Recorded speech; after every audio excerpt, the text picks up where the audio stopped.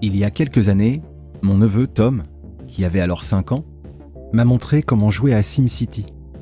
Il a patiemment construit une ville avec des maisons et des voitures, entourées d'arbres.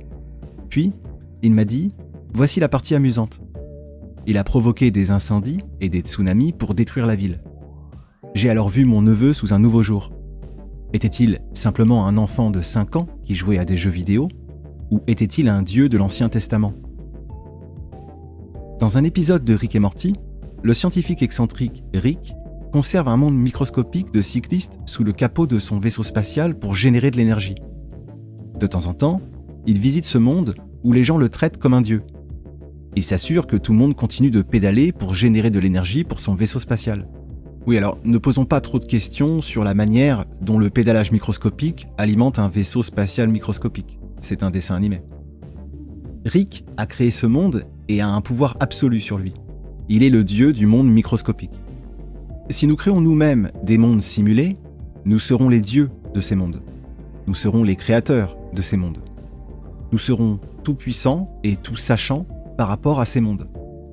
Alors que les mondes simulés que nous créerons deviendront de plus en plus complexes et incluront des êtres simulés, qui peuvent être conscients à leur manière, être le dieu d'un monde simulé sera une responsabilité incroyable. Si l'hypothèse de la simulation est vraie et que nous sommes dans un monde simulé, alors le créateur de la simulation est notre dieu. Le simulateur peut très bien être tout-puissant et tout-sachant. Ce qui se passe dans notre monde dépend de ce que veut le simulateur. Nous pouvons respecter et craindre le simulateur. En même temps, notre simulateur ne peut pas ressembler à un dieu traditionnel. Peut-être que notre créateur est un scientifique fou, comme Rick. Ou peut-être s'agit-il d'un enfant, comme mon neveu. Le philosophe transhumaniste David Pearce a observé que l'argument de la simulation est l'argument le plus intéressant pour l'existence de Dieu depuis longtemps. Il a peut-être raison. Je me suis considéré comme un athée depuis aussi loin que je me souvienne. Ma famille n'était pas religieuse et les rituels religieux me semblaient toujours un peu pittoresques. Je n'ai pas vu beaucoup de preuves de l'existence d'un Dieu. Dieu semblait surnaturel, alors que j'étais attiré par le monde naturel de la science. Pourtant, l'hypothèse de la simulation m'a fait prendre l'existence d'un Dieu plus au sérieux que je ne l'avais jamais fait auparavant. Mais qu'est-ce qu'un Dieu ? Qu'est-ce que la définition d'un Dieu ? Comme pour la plupart des mots, il n'y a pas de définition sur laquelle tout le monde soit d'accord. Mais au moins dans les traditions judéo-chrétiennes et islamiques, Dieu est généralement considéré comme ayant au moins les 4 propriétés suivantes. Premièrement, Dieu est le créateur de l'univers. Deuxièmement, Dieu est tout-puissant. Dieu peut tout faire. Troisièmement, Dieu est omniscient. Dieu sait tout. Quatrièmement, Dieu est tout bon. Dieu est parfaitement bon et agit uniquement par bonté. Au moins, comme première approximation, nous pourrions définir un Dieu comme un être ayant ces 4 propriétés. C'est-à-dire un Dieu qui est un être qui a créé l'univers, qui est tout-puissant, omniscient et qui est tout bon, c'est-à-dire qu'il agit uniquement par bonté. Plus tard, nous pourrons nous inquiéter de savoir si les 4 propriétés sont nécessaires et si d'autres propriétés sont nécessaires. Mais supposons que nous soyons dans une simulation. Disons que le simulateur est une adolescente dans l'univers du dessus, c'est-à-dire l'univers qui aurait généré le nôtre. Donc pour nous, le simulateur est une sorte de Dieu. Tout d'abord, et le plus important, le simulateur est le créateur de notre univers. Elle a mis notre univers en mouvement dans un acte délibéré de création, du moins en appuyant sur un bouton dans SimUniverse. Deuxièmement, le simulateur sera souvent extrêmement puissant. De nombreuses simulations donnent au simulateur un énorme contrôle sur l'état de la simulation. Selon la simulation, il peut y avoir des limites à ce contrôle. Par exemple, quelqu'un jouant à Pac-Man ne peut pas réarranger l'ensemble de l'état du monde ou transformer un monde Pac-Man en un monde World of Warcraft en appuyant sur un bouton. Mais de nombreux simulateurs, ayant accès au code source et aux structures de données de la simulation, auront des pouvoirs pratiquement illimités sur les mondes qu'ils créent. Troisièmement, le simulateur saura généralement beaucoup de choses sur la simulation. Encore une fois, certains jeux vidéo et autres peuvent cacher l'état complet d'un monde à ses yeux. Mais un bon logiciel de simulation de l'univers inclura des dispositifs qu'elle pourra utiliser pour suivre ce qui se passe partout dans l'univers simulé. Par exemple, elle pourrait avoir accès à un cosmoscope. Il s'agit là d'un dispositif dont j'ai parlé dans un livre précédent qui s'appelle Constructing the World et qui a été illustré dans la série TV Devs. Le Cosmoscope est un outil qui permet au simulateur de zoomer sur n'importe quelle partie de l'univers et, en principe, de savoir ce qui s'y passe. Et encore une fois, les simulateurs ayant accès aux structures de données pourraient les utiliser pour surveiller toutes les entités du monde. Quatrièmement, le simulateur agit-il par bonté? Sera-t-il tout bon? Il n'y a pas vraiment de raison de le penser. Toutes sortes de créatures peuvent avoir accès à des logiciels de simulation. Et le caractère irréprochable n'est généralement pas une exigence. Certains simulateurs peuvent être comme mon neveu, dont l'attitude envers ses sujets était loin d'être bienveillante. Certains peuvent être comme Rick, exploitant les sujets pour des fins égoïstes. Certains simulateurs peuvent vouloir voir leurs sujets prospérer, mais les simulateurs de ce type pourraient être minoritaires.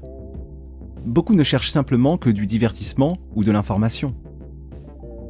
Pour résumer, notre simulateur satisfait 3 des 4 critères. Elle a créé l'univers, elle est extrêmement puissante et elle a une connaissance approfondie de ces univers. Mais elle n'a pas besoin d'être particulièrement bonne. Il peut y avoir certaines limites à la puissance et à la connaissance des simulateurs sur le monde, même dans un logiciel de simulation bien conçu. Il existe une vieille blague qui demande « Dieu peut-il créer une pierre si lourde qu'il ne peut la soulever ?» Ou encore plus simplement « Dieu peut-il créer une pierre qu'il n'a pas créée ?»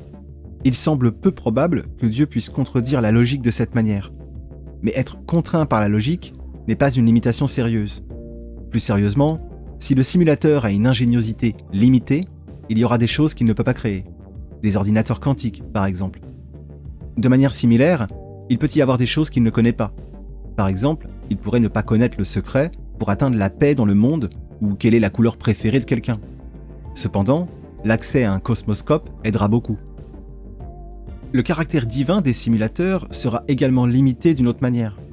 Le simulateur pourrait être le créateur de notre univers, mais pas de l'ensemble du cosmos. Prenons mon neveu Tom comme exemple.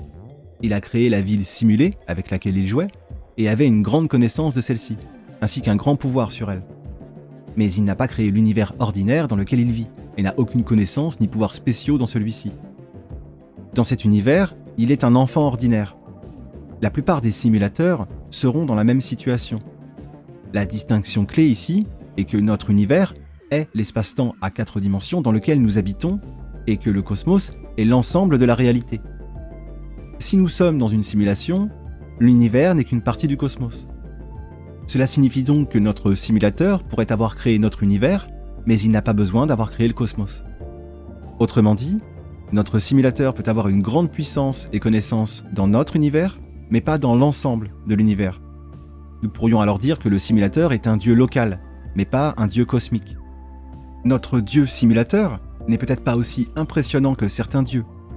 Le dieu des religions abrahamiques, le christianisme, l'islam et le judaïsme, est généralement considéré comme un dieu cosmique qui est tout-puissant, tout-sachant et tout bon dans l'ensemble de l'univers. Notre simulateur n'est que le créateur local de notre univers, avec une grande connaissance et puissance locale, et peut-être peu de bonté. Cependant, le dieu abrahamique impose un standard exceptionnellement exigeant que les dieux grecs n'ont pas réussi à atteindre. La plupart des dieux grecs étaient puissants, mais pas tout puissants, et peu d'entre eux étaient particulièrement bons. La religion hindoue a de nombreux dieux qui sont loin d'être parfaits. Beaucoup de religions polythéistes, comme le Shinto, ou de nombreuses religions africaines traditionnelles, prônent l'existence de dieux locaux, qui ne sont ni des dieux cosmiques, ni particulièrement bons.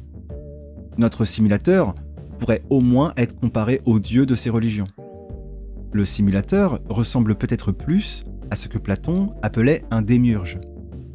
Platon décrit le démiurge comme un être divin qui a façonné et modelé le monde matériel.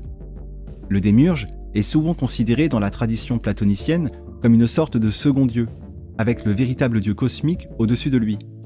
Le démiurge de Platon était bienveillant, mais plus tard, dans la tradition gnostique, les démiurges étaient considérés comme mauvais.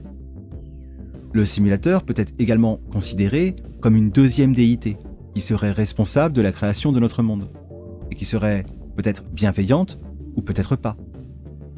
Une chose demeure certaine, c'est que si un simulateur a créé notre univers, cela en fait déjà une sorte de dieu. Mais une question vient ensuite. Voulons-nous ou devons-nous vraiment fonder une religion autour d'un simulateur ?